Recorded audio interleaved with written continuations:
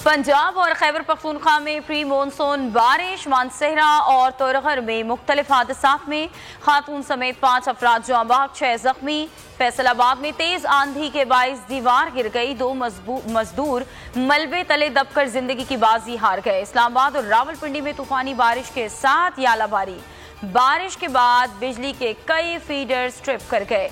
कराची के मुख्तलिफ इलाकों में बूंदाबांदी, 24 घंटों में मौसम अब्र आलूद रहने का इम्कान।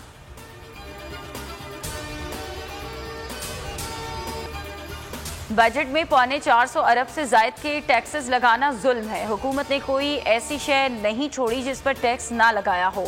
बिलावल भुट्टो की तनकीद, फोन कॉल्स, SMS और इंटरनेट पर टैक्स लगाने के बाद वापस लेना हुकूमती बुखलाहट का सबूत है। PTI IMF बजट को मुस्तरद करते हैं।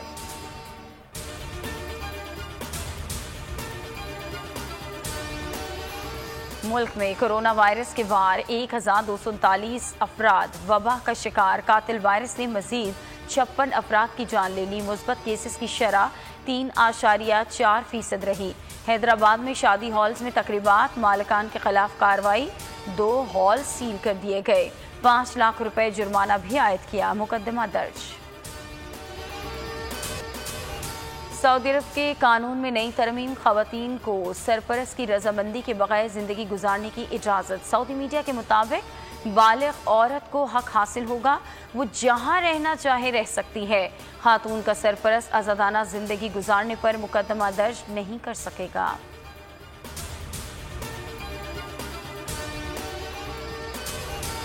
PSL में पेशावर ने कोयटा की उम्मीदों पर पानी फेर दिया। ज़ल्मी ने कोयटा ग्लैडिएटर्स को 61 रन से हराकर इवेंट से बाहर कर दिया। 73 रन बनाने पर डेविड मिलर को मैच का बेहतरीन खिलाड़ी करार दिया गया। 158 रन हदफ के ताक़ुब में कोयटा 136 रन पर ढेर हो गई। आज इस्लामाबाद यूनाइटेड और लाहौर कलंदर्स का मैच होगा। मुल्तान सुल्तान पेशावर ज़ल्मी के मद्दे मुकाबला की।